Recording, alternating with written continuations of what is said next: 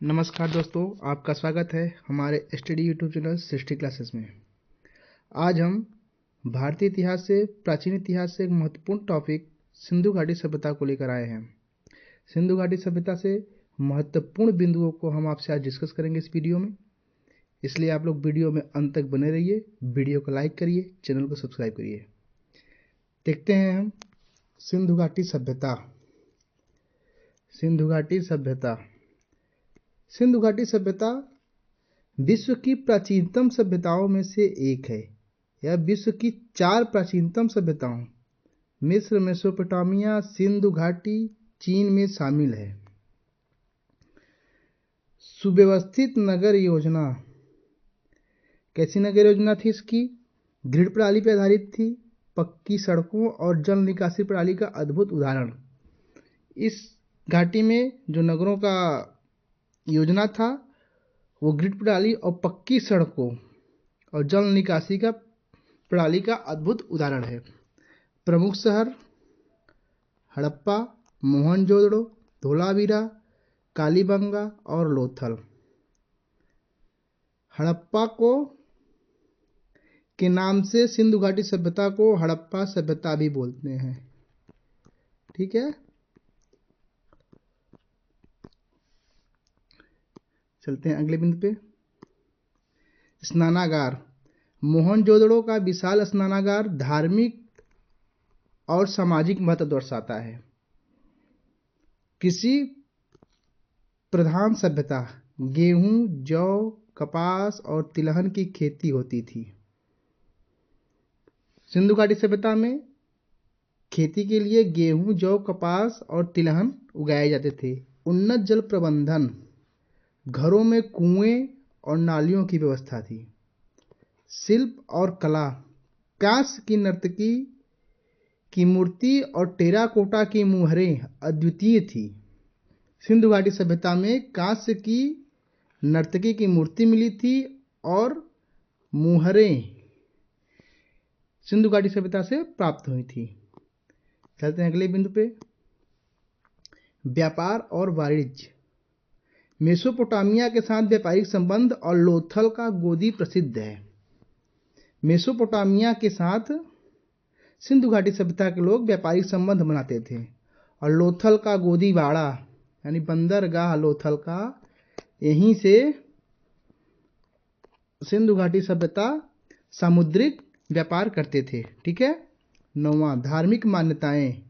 Pashupati Shiv, people वृक्ष और सात्विक प्रतीकों की पूजा होती थी। भगवान शिव की और प्रकृति की। प्रकृति में पीपल, ऐसे तमाम वृक्षों की जो धार्मिक महत्व के आधार पर मान्यताएं दी गई थी, उनकी पूजा करते थे। लिपि क्या थी? लिपि का रहस्य। सिंधु घाटी की जो लिपि थी अभी तक पढ़ी नहीं जा सकी।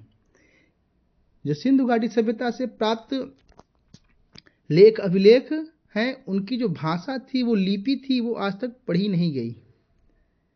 धातु का उपयोग। कांस्य, तांबा, पत्थर के औजारों का निर्माण किया जाता था। चलते हैं अगले बिंदु पे। प्रकृति से जुड़ाव। प्रकृति से जुड़ाव। पीपल, बैल और अन्य पशु सिंधु घाटी सभ्यता के जीवन का हिस्सा थे। प्रकृति से प्रेम था, प्राकृतिक जीवन था सिंधु घाटी सभ्यता के लोगों का। युद्ध के प्रमाण नहीं, यह शांतिप्रिय और समतावादी सभ्यता थी। युद्ध के प्रमाण नगण्य थे। ठीक है, युद्ध के प्रमाण नगण्य थे। समुद्री व्यापार। लोथल बंदरगाह व्यापार का प्रमुख केंद्र था। जो मेसोपोटामिया और अन्य देशों की सभ्यताओं से व्यापार होते थे, उसके लिए लोथल का बंदरगाह प्रमुख केंद्र था। पतन के कारण। सरस्वती नदी का सूखना और जलवायु परिवर्तन सिंधु घाटी सभ्यता के पतन के प्रमुख कारण थे। आधुनिक खोज। 1921 में हड़प्पा, 1922 में मोहनजोदड़ो, 1921 में दयाराम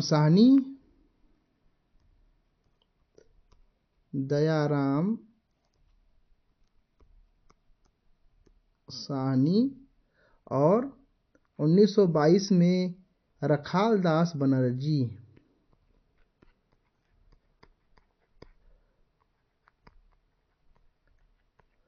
रखाल दास बनर्जी ने मोहनजोदड़ो की खोज 1922 में और दयाराम साहनी ने